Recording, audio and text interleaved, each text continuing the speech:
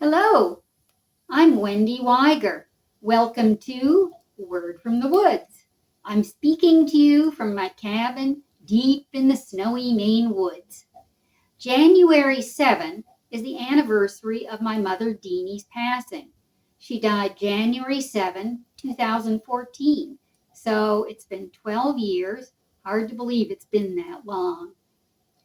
Anyone who knows me well knows that my mother Deanie was a loving mother, but more than that, she was my sister, my best friend, my wise mentor, and my partner in many adventures.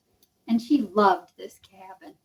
So, in honor and memory of my mother Deanie, I'm going to read an essay about a place that was meaningful to us both here on our land. It's called Leaning Birch.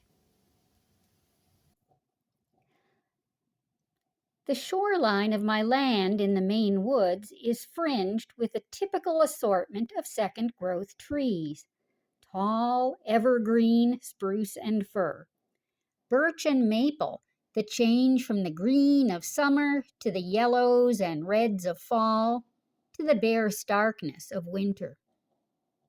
An orange berried mountain ash here, a white flowering shadbush there, a few young pines and cedars, alders growing low and shrubby, bearing seeds in arrays that look like miniature pine cones. During the final years of my mother Deanie's life, one spot on our shore was especially dear to us. A small promontory we dubbed Sunset Point.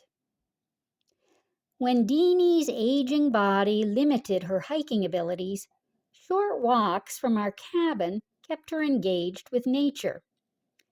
We would head to Sunset Point at the end of the day to watch the westering sun paint the sky and water. A paper birch rises from the point, leaning out over the shore.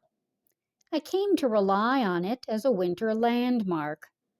When I snowshoed across the frozen surface of the pond, the white trunk stood out against a background of dark evergreens, guiding me toward the snug shelter offered by our cabin, a cozy haven of warmth in a vast, cold forest.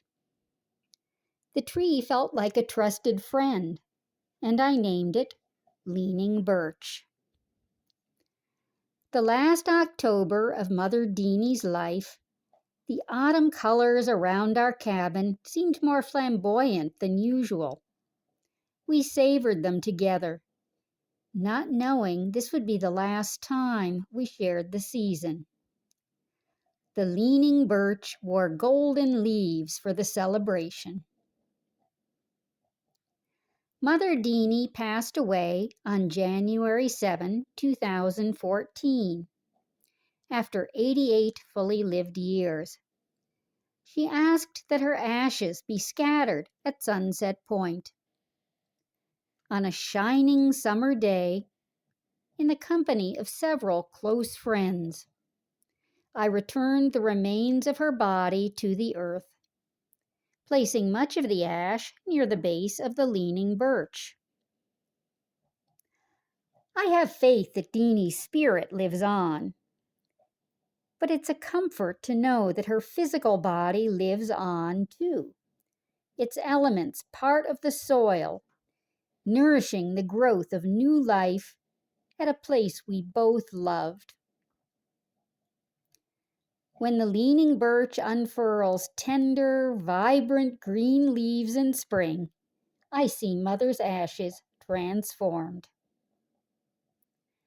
In time, the leaning birch will also die. Its body will decay into the darkness of the soil, but it will reemerge into the sunlight as its life flows onward into new forms, mosses and lichens and infant trees that will, in their turn, grow tall and strong.